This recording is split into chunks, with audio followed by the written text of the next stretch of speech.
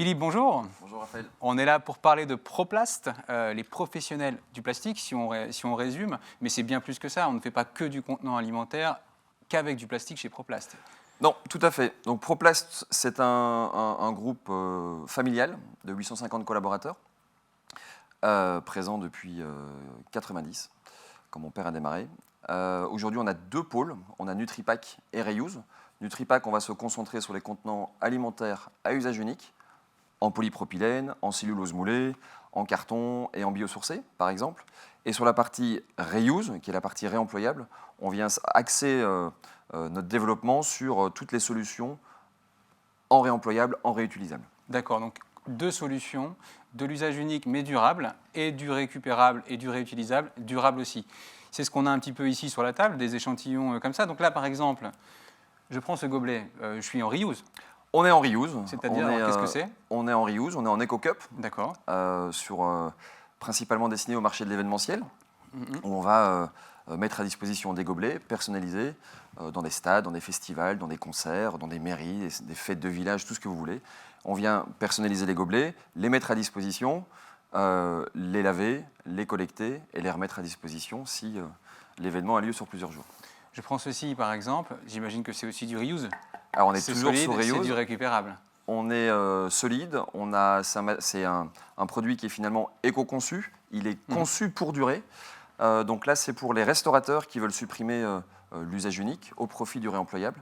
Pareil, on vient créer une communauté de restaurateurs, une communauté d'utilisateurs. Et là où on utilisait des contenants à usage unique pour la vente emportée, eh bien on passe sur cette solution. On a des gens qui peuvent se faire venir chercher des frites, des pâtes. Des frites, des de pâtes, la soupe, n'importe quoi. Là-dedans, quoi. Exactement. Et ils reviennent la fois prochaine après l'avoir lavé. Et ils récupèrent leur Évidemment. consigne. Ils récupèrent leur consigne, ok. Ouais. Alors, et si on est par exemple là-dessus, là j'imagine qu'on n'est plus sur du reuse. Alors là, on est sur de l'usage unique, donc c'est le métier historique du groupe. Ça, c'est l'origine.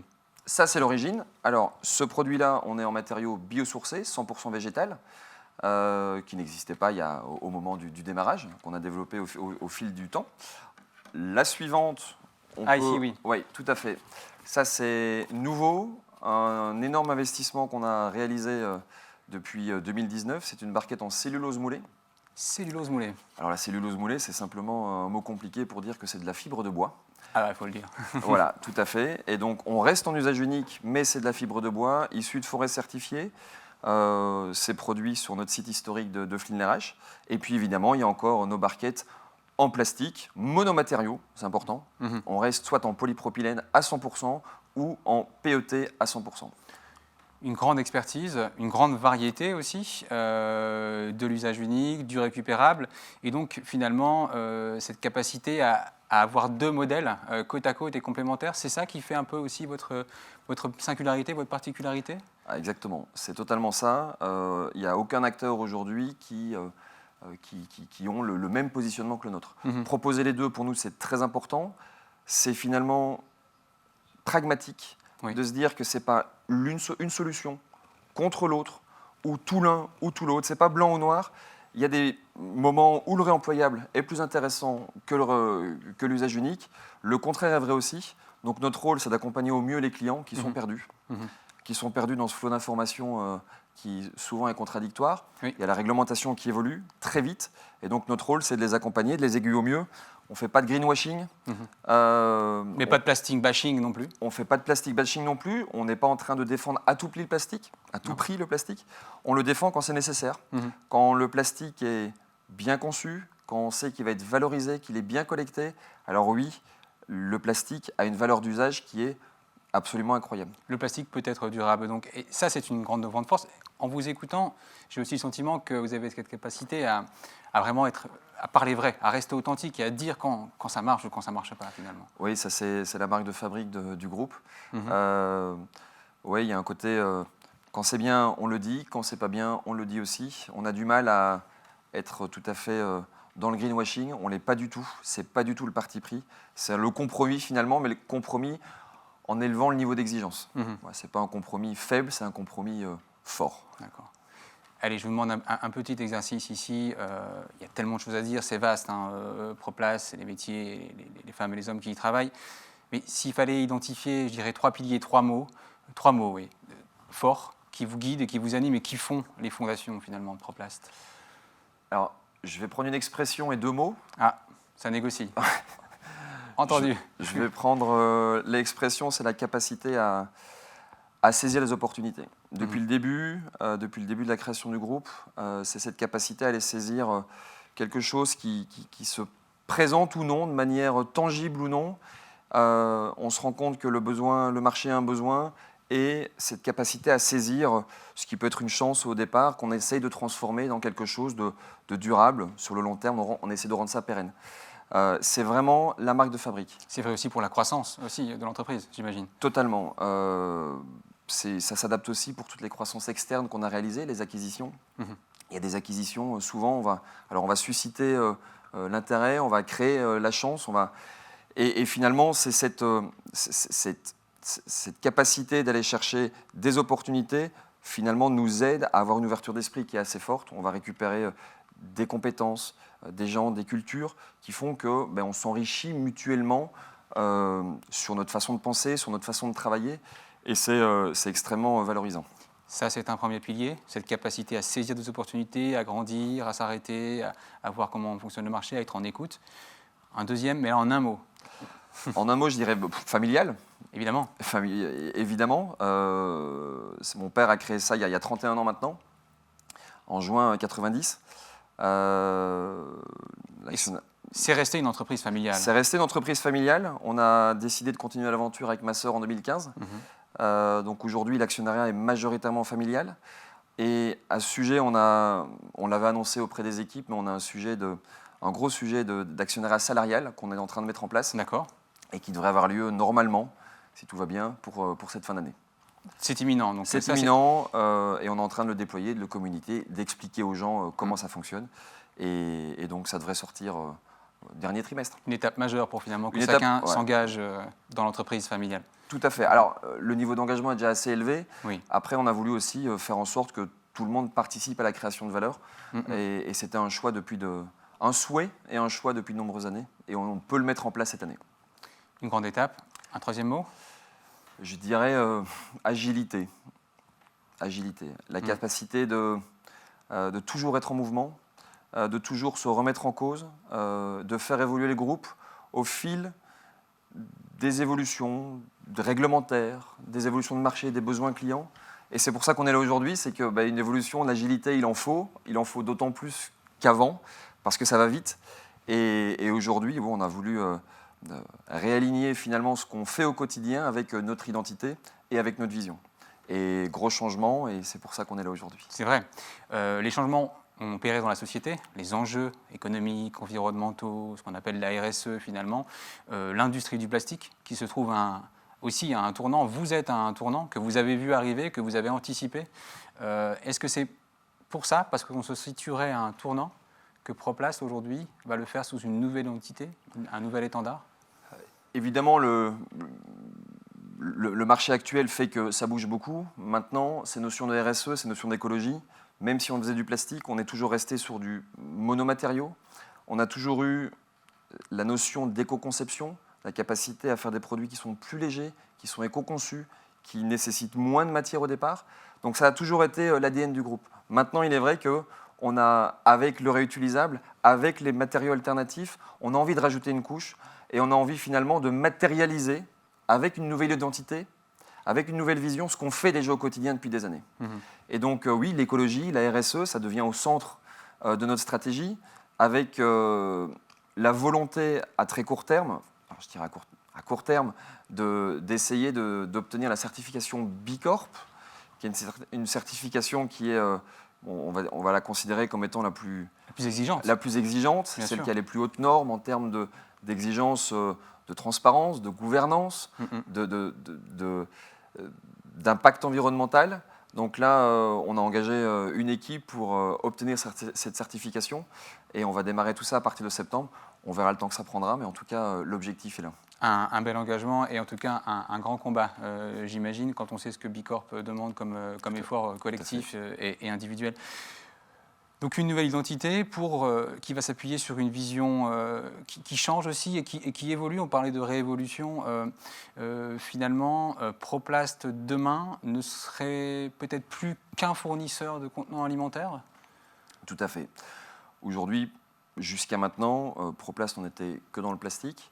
L'idée encore une fois, de concrétiser, parce qu'on le fait aujourd'hui, de passer d'un fournisseur de contenants alimentaires à usage unique à finalement un concepteur et développeur de solutions durables. Toujours dans l'emballage.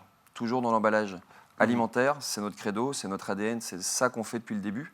Ça ne change pas. Ouais. Ça ne change pas du tout. En revanche, demain, un client avec des problématiques particulières, il vous appelle, plutôt que de vous dire je veux une barquette en 3,15, il vous dit je voudrais bien, qu'est-ce que vous pourriez me faire en autre matière que le plastique, que pour du chaud, du froid, du surgelé et autres. C'est ça. C'est quel que soit le besoin finalement, c'est pour ça on a cette approche avec deux pôles bien distincts, les matériaux alternatifs ou le réemployable.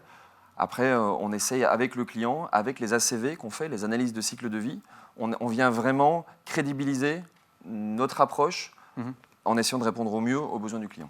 D'accord, donc on l'a vu, vous avez une origine et une histoire forte, familiale, qui se perpétue, des convictions fortes et puis une approche pragmatique, le parler vrai, vous avez une vision, vous allez avoir maintenant une nouvelle identité. Je pense qu'on peut maintenant peut-être découvrir ce qu'est cette nouvelle identité et cet étendard sous lequel demain la dynamique va se poursuivre. Oui, avec plaisir. On y aille.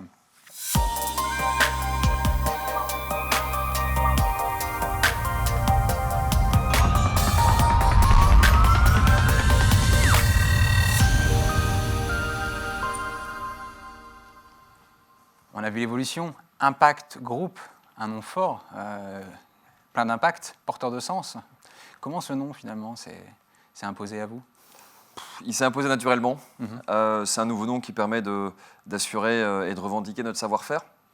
Finalement, il y a le point, c'est l'efficacité, c'est la précision, c'est la rapidité. Il n'y a pas de fioriture. C'est ce qu'on essaye de faire au quotidien. Mais oui, c'est venu naturellement. Impact Group, parce que finalement, professionnel du plastique ne suffisait plus à définir tout ce que vous étiez et tout ce que vous vouliez faire, notamment en termes d'empreinte, de ce que vous vouliez laisser comme trace. C'est exactement ça. Aujourd'hui, être les professionnels du plastique, on l'est toujours, mais on est bien plus que ça.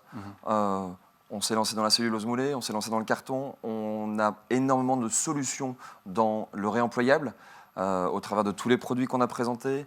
On lave, on est devenu prestataire de services, on fait plein de choses. Et donc on a voulu finalement concrétiser les actions du quotidien avec ce nouveau nom qui se suffit à lui-même. Impact Group, on veut avoir un impact finalement dans le monde de l'emballage, un impact dans le pack, si je peux le un faire impact un petit jeu dans de le mots. pack, oui.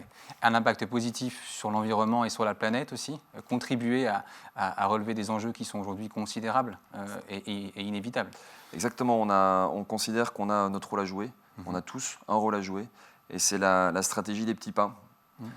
Chaque petit pas finalement permet d'atteindre des choses beaucoup plus grandes si chacun s'y met dans un objectif commun, pour un sens commun, et c'est ce qu'on essaie de créer avec Impact. Un petit pas dans l'écologie, plus un petit pas dans l'écologie font des grands pas et un grand good et better impact. Impact aussi, peut-être, une volonté aussi de marquer les esprits, peut-être, d'inviter un peu parfois à bousculer, à bouger les lignes. Oui, un petit côté provocateur. Impact, c'est suffisamment fort. Ça va faire sourire certains. Ouais. Mais encore une fois, je crois que nos collaborateurs, c'est ce qu'ils vivent au quotidien, c'est ce qu'ils font au travers des actions qui sont réalisées. Donc, un petit côté provocateur, mais ça définit tellement ce qu'on essaye de faire et ce qu'on réalise que, oui, on se sent bien en s'appelant Impact.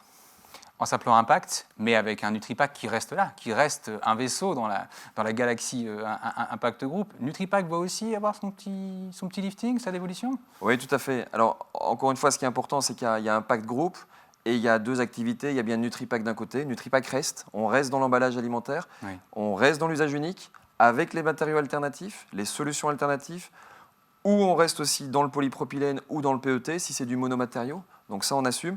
Mais on a voulu aussi assurer une cohérence d'ensemble avec Reuse. Et c'est pour ça que Impact a été créé. Et c'est pour ça qu'on a voulu relooker Nutripack. Qui a le droit aussi à sa réévolution. Alors. Exactement, tout à fait. On le regarde peut-être? On va le regarder. C'est plus simple.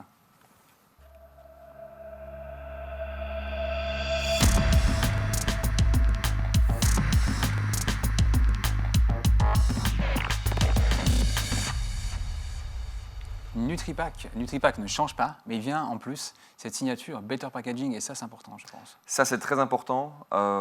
On décide de rester dans l'emballage alimentaire, le pack pour la nutrition. Donc ça, c'est notre ADN, c'est notre credo. Maintenant, le better packaging, c'est une signature qui vient souligner notre envie de faire des produits durables, plus écologiques et plus justes en fait. Donc better packaging, c'est ce qu'on a voulu clamer haut et fort. La dynamique est lancée avec NutriPack, avec Reuse qui sont là et qui, à eux deux, rentrent finalement dans cette fusée prête à croître et à explorer, une fusée qui peut repartir à sa vitesse de croisière, donc maintenant, Philippe. Oui, donc cette notion de fusée, elle me plaît bien parce que ça va vite chez nous. Donc la vitesse de croisière, on la connaît pas trop parce que vraiment, on est toujours en action, toujours en mouvement. Mais c'est sûr qu'Impact vient rendre cohérent l'ensemble, non pas juste sur un point de vue de logo, mais on voit au quotidien l'importance des deux solutions, l'importance de ces deux approches pour répondre de la manière la plus pragmatique qui soit aux problématiques des clients. L'élan est lancé pour Impact Group.